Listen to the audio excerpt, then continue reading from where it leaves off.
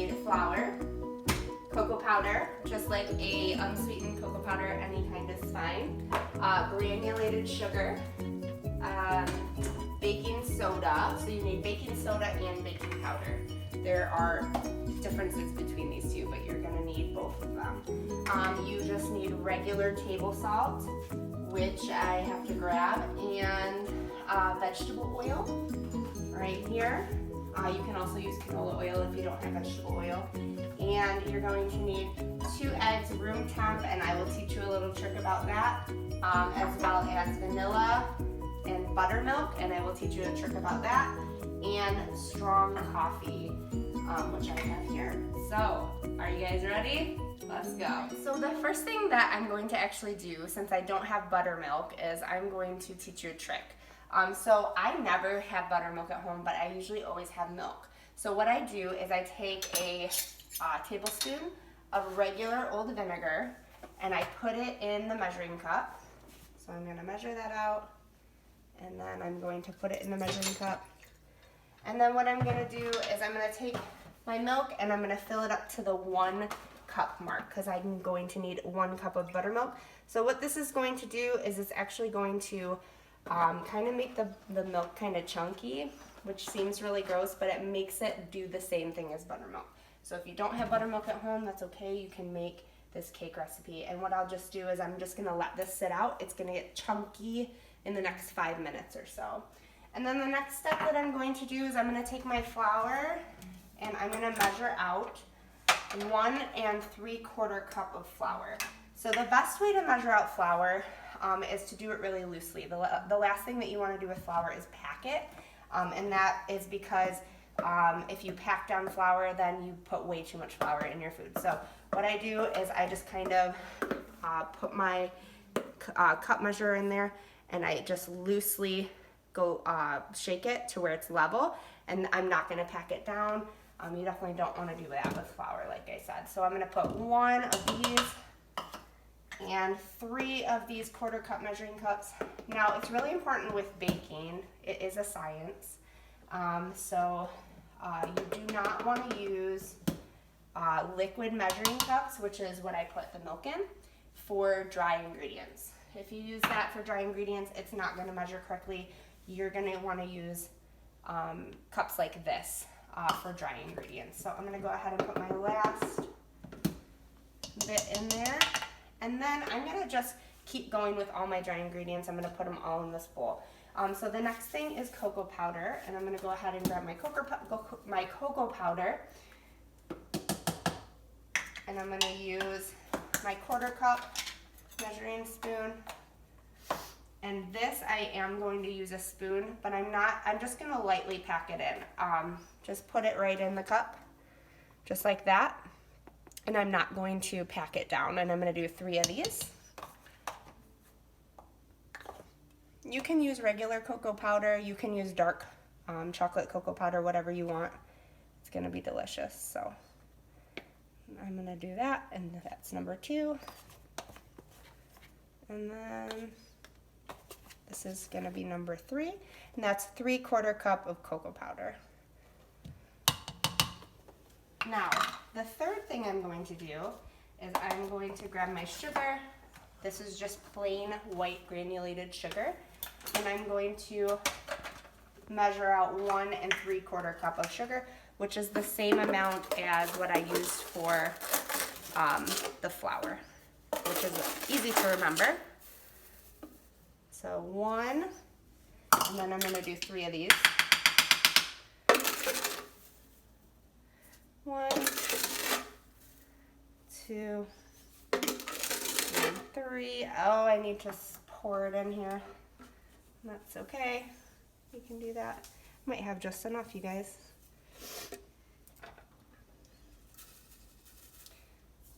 There we go. The next thing that I'm going to do is add my baking soda and baking powder. So, let's say flour. Good. My baking soda is the guy that you stick in the fridge to take away any type of smells. That's baking soda. The difference is, I believe that baking powder has a little bit of cornstarch in it, so that's kind of the difference. And I'm going to be using 2 teaspoons of baking soda. I'm gonna add that right on top, up top. So what I'm doing is I am leveling this off. 1, and I'm gonna use that and level that off. 2, and then I need 1 teaspoon of baking powder, and I'm also gonna level this off as well. Ooh, I hope I have enough in here. If not, I have more in my cupboard because I always have this on hand. I'm gonna level that guy off just like that. And last but not least, we're gonna put just regular old table salt in. The way that I like to do this is I like to just pour it in my hand. I will not just throw this in there because baking is a science and you do need to measure everything pretty correctly for it to come out. So that wasn't enough, so I'll just add a little bit more. And then level it off and throw that in there. And the rest will go in the sink.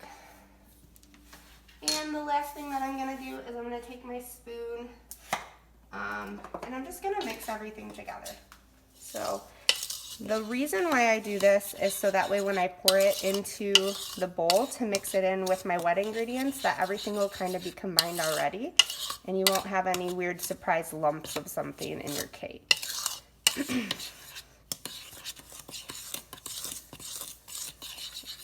Now, a lot of people like to sift their cake. I don't really care to do that. I think it's kind of a waste of time. All right, so that's all set to go. So all of my dry ingredients are put together.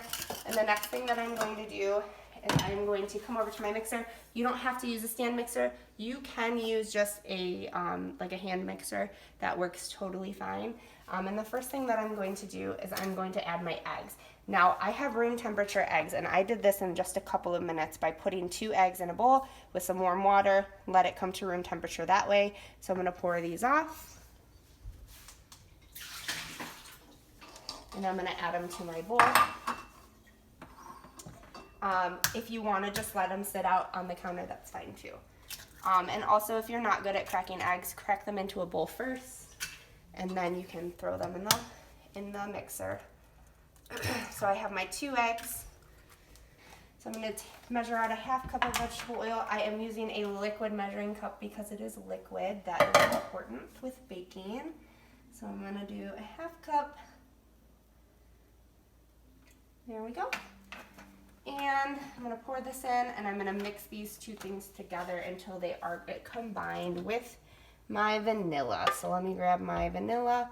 Any type of vanilla is great, except for artificial. Don't buy artificial vanilla. It's not good. So buy real vanilla. It makes a difference in your cakes. And if you buy Mexican vanilla, it's probably the best kind. So I'm going to go ahead and put 2 teaspoons of my vanilla in here. Let me double check. Yeah, it's 2 teaspoons. So I'm going to put 2 teaspoons of vanilla in here. And we're going to mix this together until it's just combined.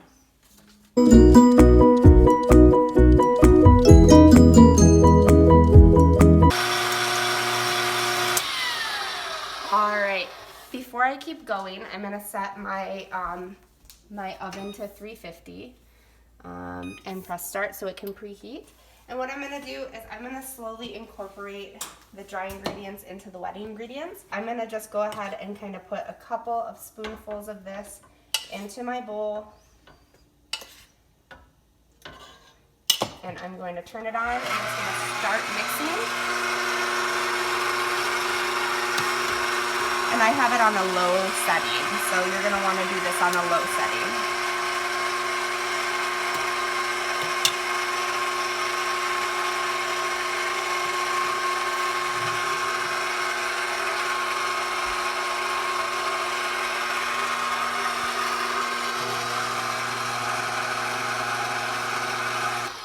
Okay, so now I'm just gonna, you're gonna see it when I put it in, it's gonna be chunky. You see the chunks? That's because I put vinegar in there.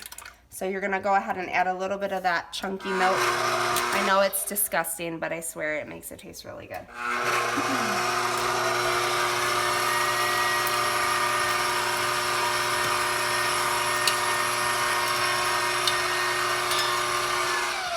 Turn it down and add add some more, and I'm gonna keep going back and forth with the milk and my dry ingredients.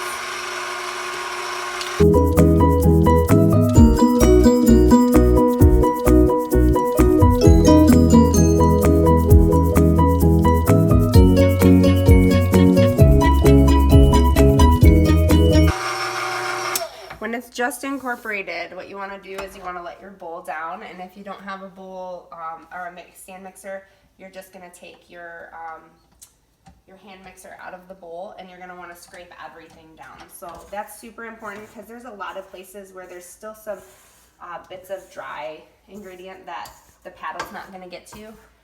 So go ahead and scrape your bowl down, and then you are going to go ahead and mix a little bit more. We're not going to do too much more. It's super important with cake that you don't over mix your cake, because what ends up happening is it isn't moist and it gets really dense. So the last thing you want to do is over mix your cake. The best thing you can do is just give it, just put it on a low setting and just do it for the shortest amount of time possible. So I'm just gonna go ahead and finish getting all of this off my spatula, and then we're gonna mix it just a tiny bit more, and then we'll add the last ingredient.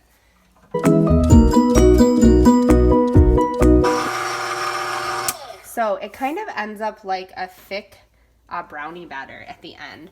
But what we're going to do is I made some strong coffee, and my husband likes to make fun of me because I make pour over coffee now, and I don't really care for pour over coffee. So this is some pour over coffee, and I'm just gonna take 1 cup of this, and I'm going to add it to my end result. And what this is going to do is it's going to bring out the chocolate flavor. It's not going to taste like coffee. If you don't have coffee, just use hot water, and that's fine too. It just strengthens that coffee or that chocolate flavor. So we're going to go ahead and add this slowly, and then we're going to mix it in, and it's going to be a very watery batter.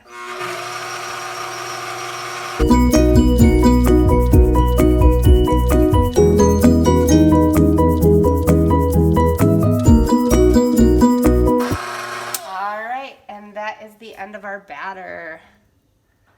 And this is, I'm just gonna finish mixing this by hand just to make sure there's no lumps in it of thick batter.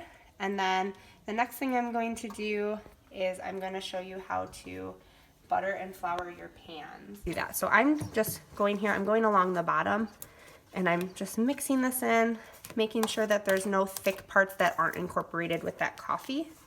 So as you can see, it's pretty runny, which was not the case before we added the cup of coffee. All right, so this is all set to go. So what I'm gonna show you is we're gonna come over here. Now with this basic cake recipe, you can do 2 8 or 9 inch cake pans, round cake pans, or you can do 3 6-inch cake pans. So I'm making this for my sister-in-law for her birthday. That's today. So I am gonna go ahead and just use my 3 6-inch because I'm gonna make a tall cake, and I'll show you how to decorate it later. So what I'm gonna do is I'm gonna go ahead and take a little bit of butter. You can also use shortening, vegetable shortening. And I'm just gonna take it and put it in my pan. I'm gonna take a piece of paper towel, and I'm just gonna rub it everywhere in my pan. So what you're gonna wanna do is you're gonna use the same pat of butter for all 3 pans. So I'm gonna go ahead and just rub it around like this. Get it nice and covered in the corners especially. See how I went in the corners? And I'm gonna do it to all 3 pans. And all along the sides, because your cake will rise since you put baking powder and baking soda in it.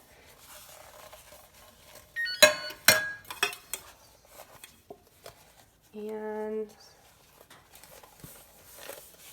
getting all 3 nice and buttered. Probably gonna take some butter from this one.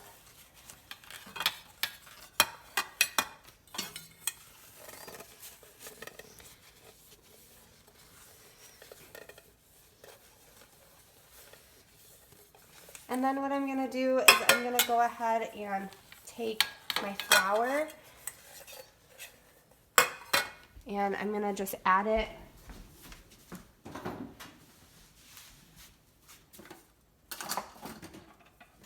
into my pans. I'm gonna just take a little bit. I'm gonna go ahead and put it on its side and just cover the whole thing. I like to do this over the other one so that way if I drop any flour out, it'll just get caught in the other pan. And I'm gonna pat it so that way there's no chunks. See how it's just lightly floured? And then I'm gonna go ahead and do that to the other two.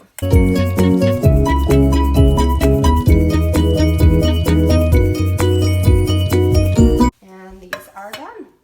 So the last thing we do before we put it in the oven is we just pour the batter into the pans. I try to do it as equal as I can.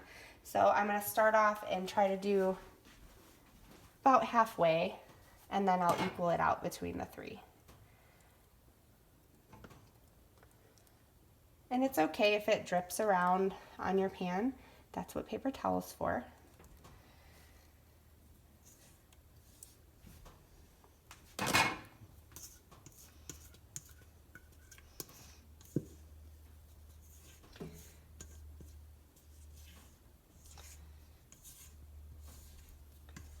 This that I'm using in my hand right now is a rubber spatula. They are very helpful to scrape bowls out. I have lots. Your mom and dad probably do too. Your mommy and dad. And I'm just gonna try to get as much as I can out.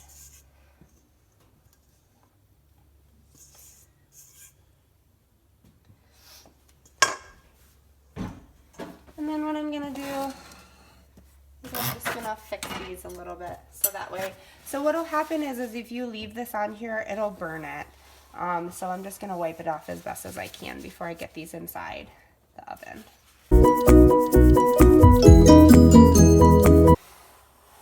These look pretty good. So what I'm gonna do is I'm gonna go ahead and stick these in the oven. And since I have smaller pans, I'm gonna set my timer for 15 minutes and see where we're at after 15 minutes. If you do two 8-inch pans, set your timer for 20 minutes and see where you're at after 20 minutes, and I'll show you how to check them. So I'm throwing all these on my top rack. And then we'll check these out in 15 minutes. All right guys, so my timer after 15 minutes just went off, so we're gonna take a look. So you see that they are a little bit puffy. They've risen a little bit, but as I move this, you're gonna see that they're jiggly. That means they are not done. So do not pull them out. And obviously protective gear when you're going in the oven. So I'm gonna go ahead and set that for another 7 minutes. So 22, and we'll check it again in 7 minutes. So we're gonna check these again. They have risen quite a bit. They're still a little bit jiggly. So see, the tops are pretty jiggly. I'm still gonna check them with my toothpick just to see how they're doing. Put it in the middle. Oh, it's definitely not done. So I'm gonna check all three though. It's always a good idea to check all three because they might have different amounts of, and they're all not done. So I'm gonna put this back in for about 5 more minutes and then we'll check it. So a total of 27. So it's been 27 minutes total, and we're gonna check on our cakes. And I'm gonna go ahead and grab, and we're gonna go ahead and put it right in the middle. Came out clean. Pretty clean, and that's okay. If it has a couple of little crumbs on there, that is okay. So all three came out clean, so we're gonna go ahead and take them out of the oven. And what I'm gonna do is I'm gonna just set them on top of my stovetop to let them cool down just a little bit before taking them out of the pans. If I try to take them out right now, it'll be a crumbly mess, but if we let them sit and rest for about 10 minutes, and till they're not cool to the touch, but warm and not burning hot where it will burn my hand off. Then we'll go ahead and take them out of the pans in a little bit. All right, so now that my cakes are warm enough to touch, they're not burning my hands off, I'm gonna go ahead and show you how to remove them. So you're gonna need a cookie, what is this thing called? A cooling rack. A cooling rack. We're gonna need a cooling rack and a sharp knife. And all you're gonna do is you're gonna take your sharp knife and run it around the edge of your cake. Just like this. Oh, I don't know what's going on there. Let's go this way. There we go. Until you go all the way around. And then what you're gonna do is you're going to flip it into your hand and pat it. And sometimes if it doesn't want to come out, pat it over top of here. And it will make its way out. Oh wow, what is going on? Seriously, what is going on? What's going on? This doesn't happen to me. Oh, there we go, it came out. So, there it is, there's one, and I'm gonna cool it just like that. I'm gonna do this again. Run it around. There we go, that one came out much better. I don't know what was happening with that first one. And then I have one more.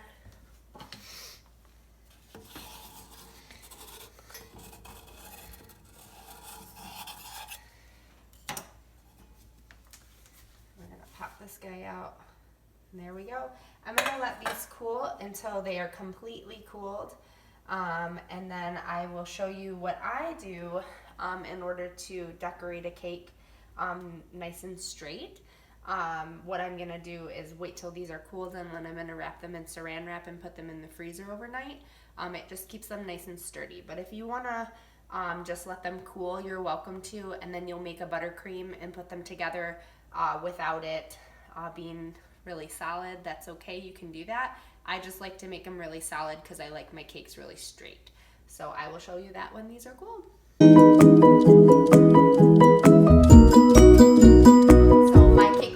In the freezer overnight. Like I said before, you don't have to do that, but I'm going to teach you guys how to make my basic chocolate buttercream frosting, which I actually adapt from Sally's Baking Addiction, which if you go on her website, she has a ton of really good recipes. So I'm starting with a clean dry bowl. It's very important that there's no water in here at all. If there's any water in here, your buttercream is going to seize and it's not going to work out well. So don't put water in there. And you can just use this. Hi. You can just use like a regular bowl with a hand mixer as well. Like I said before, Vicky's probably going to join us for this, and that's just my life. So enjoy it. We're going to start off with, we have very simple ingredients. Unsalted room temperature butter, vanilla. Remember, again, use real vanilla. Heavy whipping cream, unsweetened cocoa powder, powdered sugar or icing sugar, they're both the same thing, and salt. And that's all that you need for a buttercream. So what I'm gonna do is I'm gonna go ahead and bring my mixer out, and I am going to go ahead and put all of my 2.5 sticks of unsalted butter at room temperature in here. So what I did to get this to room temperature is I just set it out like a couple of hours ago. Don't melt it in the microwave. The last thing you want is melted butter for this. If you have melted butter, it's not gonna work. I have all of my 2.5 sticks of softened butter in here. You can see that it's softened when you touch it. You can press it down and it's not super cold, it's room temperature. And I have my paddle attachment, so I'm gonna put my paddle on. And like I said before, use a hand mixer with just the regular mixing attachments is fine. So the first thing I'm gonna do is I'm going to whip this butter until it's smooth, and then I'm gonna start adding my powdered sugar.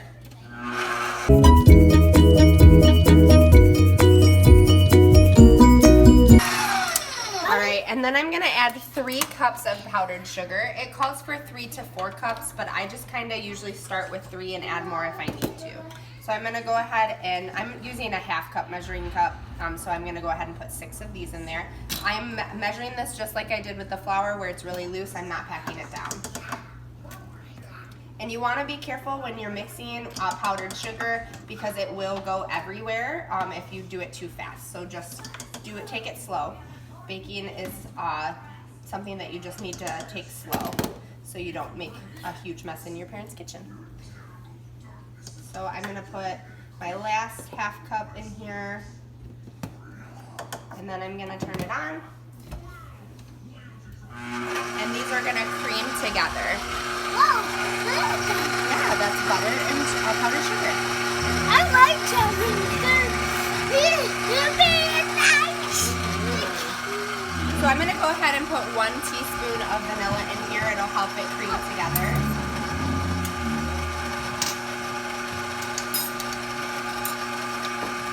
Don't touch. Not for you. I'm going to just mix it, mix it, mix it. And while it's mixing, I'm going to add my 1/4 cup of salt. No, Mommy's going to do it. 1/4 cup of salt.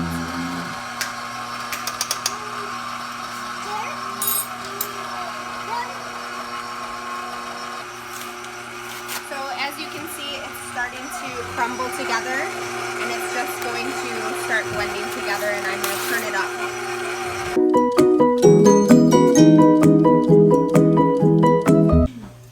So this is creamed together now, and I'm going to go ahead and start adding my my 3/4 cup of cocoa powder. And then I'm going to cream it together a little bit more, and then we'll start adding our heavy cream.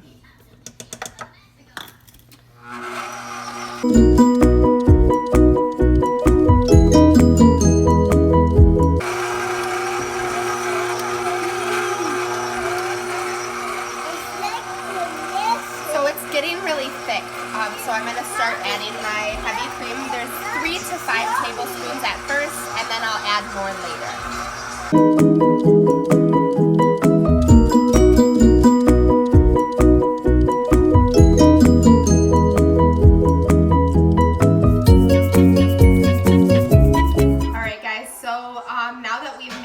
Frosting and our cake, I'm going to go ahead and show you how to decorate a cake.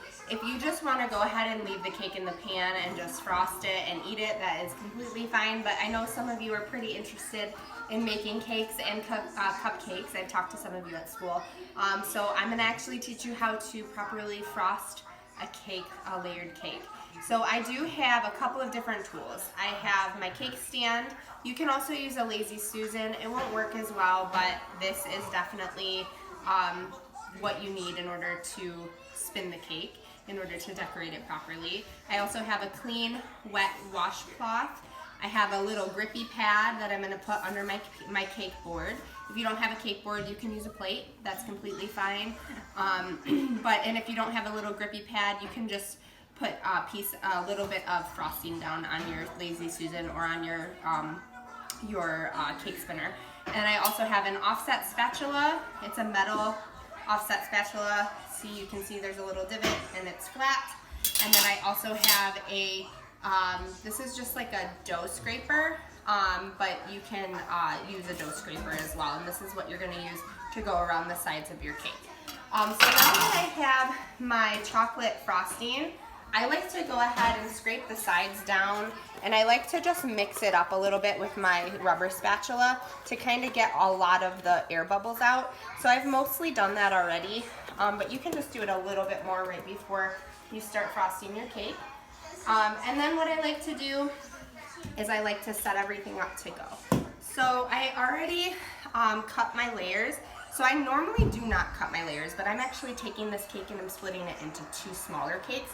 So I went ahead and got my cakes out of my freezer, and I went ahead and split my layers. Again, you don't have to do that, but you are welcome to if you would like to do that. And again, you don't have to freeze your layers. I like it. It just holds your cake better together. But if you're making a cake in one day, you don't have to freeze your layers. So what I'm going to do is I'm going to put my grippy pad down, and then I'm going to put this is an 8-inch cake plate. And what you can do is you can go to Baker's Nook and buy these. They're like less than $1. And that's in saline. And you can go ahead and put your grippy down and then put this cake board down, and that'll stay there. The first thing I'm gonna do is I'm gonna get a dollop of my frosting and I'm gonna put it down on the plate and I'm gonna spread it a little bit, and this is gonna hold my first layer to the board. And I'm just gonna go ahead and start. So I'm gonna grab my first layer, I'm gonna put it down and press it down, and right here I'm gonna check that the sides are all even for the most part. And then I'm gonna take my frosting and I'm gonna put a dollop of it in the middle, and I'm just gonna spread it on. If you don't have an offset spatula, you can use a knife, but this tool really makes things really clean. And I'm just gonna spin this to where I try to get this as even as possible, just like that. And then I'm gonna go ahead and add my second layer. Here's my second layer. As I add my layers, I'm gonna make sure they're nice and straight as possible on the sides. And then I use my washcloth to wipe my hands. Same thing here. And I'm just gonna keep doing this until I have all my layers put together.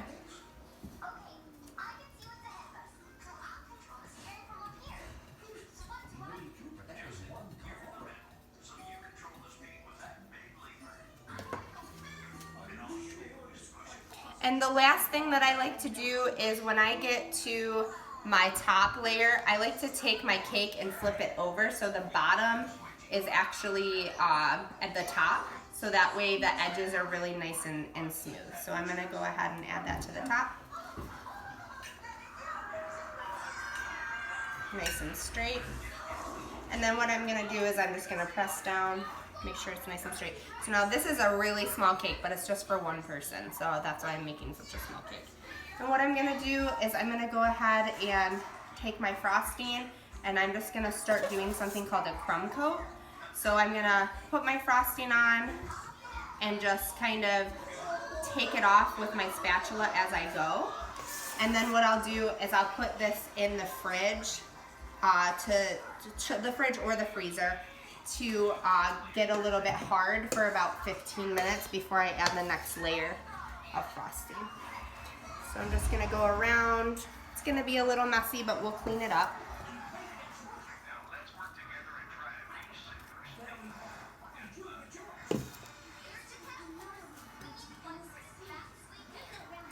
And I'm gonna cover the entire cake in frosting. And then what I'm gonna do is I'm gonna take my bench scraper, my dough scraper, and I'm gonna go ahead and just take most of that off to get it nice and even. And what it does is it keeps all the crumbs inside the first layer of frosting, so you don't see them on the outside of the frosting, the frosted cake.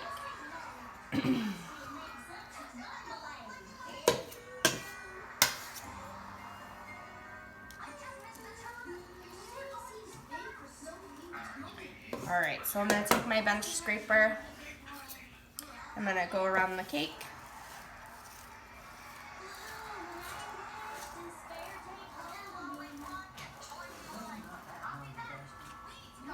And I'm just gonna scrape this off and do it again.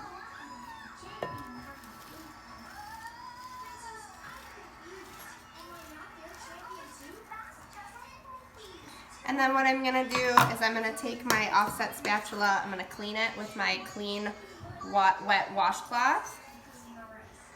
And I'm going to go right along the top edge to kind of make these edges really straight. So I'm gonna go right across the top just like that towards the center. And that's just gonna clean my edges up and make it really straight.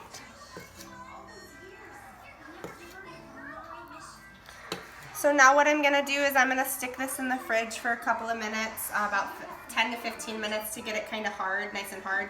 The nice thing is with my frozen layers, it actually helps to harden the frosting on the outside, so that way it actually gets harder faster in the fridge, and it sets that first crumb coat layer before I add the second layer. So I'll see you back in a minute. All right guys, so now this has been in the fridge for about 15 minutes, and it's I can touch it and the frosting's not gonna come off on my fingers. So I'm gonna do the final layer of frosting So I'm just gonna grab and dollop it on top, and I'm gonna spin it around and just work my way around the cake. Trying to keep it as even as I can.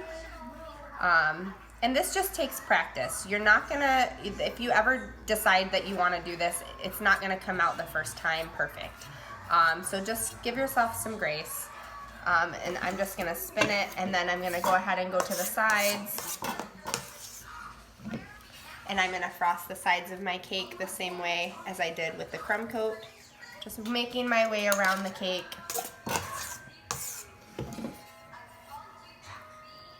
In as even of a layer as possible. And then when I go around the cake like I did with the crumb coat, with the bench scraper, I'm not gonna take as much frosting off. I'm just looking to even it out, and I don't wanna see any of the actual cake itself through the frosting. So I'm just going around, trying to make it even.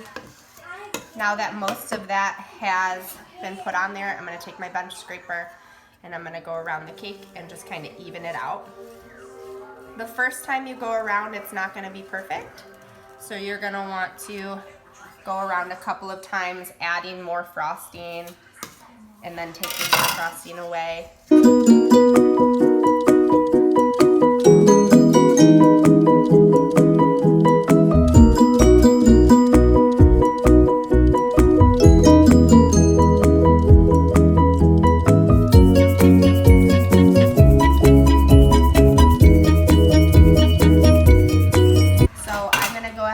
Take my offset spatula and fix the top to make the sides nice and crisp and the edges nice and crisp by just pulling from the edge to the middle, and it's going to give me that straight edge around the top of the cake.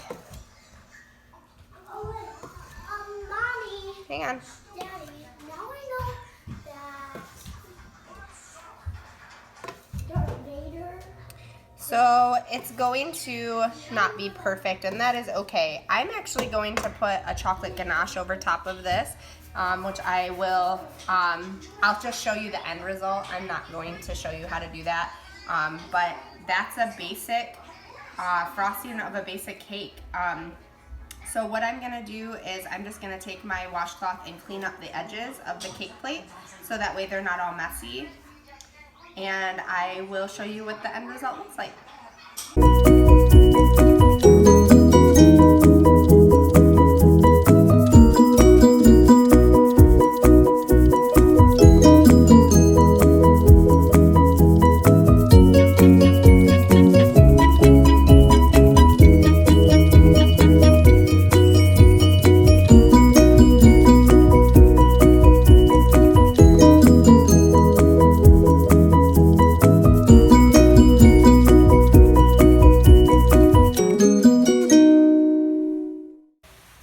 So that's it. Thanks for joining me for quarantine cooking class, how to bake a basic chocolate cake. Enjoy!